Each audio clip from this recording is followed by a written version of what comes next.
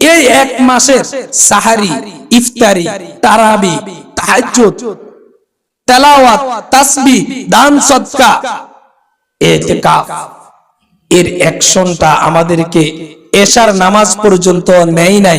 এশারের আগেই এই এক মাসের যতগুলা ফায়দা অর্জন করলাম, এশারের আজান দেওয়ার আগে আগে ট্যাক্সেটের মধ্যে গান লাগাই দিয়া ঈদের আনন্দ করতে যায়া পুরা এক মাসের বন্দেগী ধ্বংস করে দিলাম। আছে না নাই? তাহলে কি করলাম ভাই?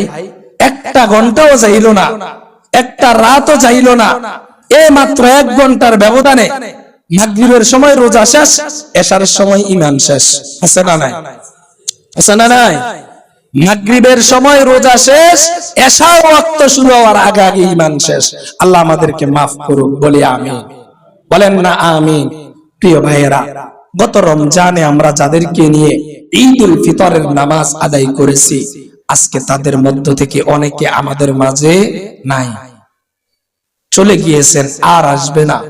এমন জায়গায় গিয়েছেন, কেমন আছেন, কি করছেন, কি অবস্থায় তার সকাল হয়, কি অবস্থায় তার সন্ধ্যা হয়, কিভাবে তার দুপুর হয়, কিভাবে তার রাত গভীর হয়, কিভাবে তার দিনগুলো কাটে, কিভাবে তার রাতগুলো কাটে, কিভাবে তার সপ্তাহগুলো কাটে, কিভাবে তার মাসগুলো কাটে। এরকম তো লোক এখানে আছেন, কলিজার টুকরো আব্বাকে কবরে রেখে আসছেন, 1 যুগেরও বেশি হয়ে গেছে, আজ পর্যন্ত একটা মুহূর্তের জন্য, একটা সেকেন্ডের জন্য কলিজার বাবার সাথে কথা বলা হয় নাই, যোগাযোগ হয় নাই। ভালো আছে না মন্দ আছে জানতেও পারলেন না। আছে না নাই? যেই মানুষটা 3 বেলা আমার আপনার মতো খাইতো, যেই মানুষটা একাকিত্বে কোথাও বের হতো না, যেই মানুষটা শরীরের জামা একটু ময়লা পড়লে সাথে সাথে পরিষ্কার করত, আজকে দিনের পর দিন, সপ্তাহের পর সপ্তাহ, মাসের পর মাস, বছরের পর বছর, 1 যুগেরও বেশি এমন এক জায়গায় শুয়ে আছেন। সেই কবরে কি আমাকে আপনাকে সবাইকে যেতে হবে কি হবে না? হবে কি হবে না? প্রিয় ভাই, প্রিয় যুবক, মুরব্বী বাবা, আজকের এই ঈদুল ফিতরের নামাজ হতে পারে আমার জন্য শেষ ঈদুল ফিতরের নামাজ। আজকের এই ঈদুল ফিতরের নামাজ হতে পারে আপনাদের কারো না কারো জীবনের শেষ ঈদুল ফিতরের নামাজ।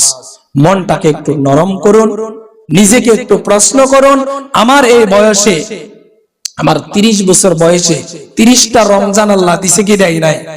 আমি কি পরিবর্তন হলাম? প্রতিটা সপ্তাহ একটা দিন করে জুমাবার আল্লাহ দিছেন কি দেয় নাই? আমি কি পরিবর্তন হলাম? আমার এই জীবন থেকে কতগুলো ফজরের নামাজ চলে গিয়েছে, আমার এই জীবন থেকে কতগুলো জোহরের নামাজ চলে গিয়েছে, আমার এই জীবন থেকে কতগুলো সেকেন্ড, মিনিট, ঘন্টা, দিন, সপ্তাহ, মাস, বছর চলে গিয়েছে। আমি এখনো পরিবর্তন হচ্ছি না। আমি কখন পরিবর্তন হব? আমার এই দুনিয়ার লোভ আর লালসা কখন শেষ হবে? কবরের মাটি আমার মুখে পড়লেই তো আমার দুনিয়ার লোভ লালসা শেষ হবে, এর আগে বুঝি আর হবে না।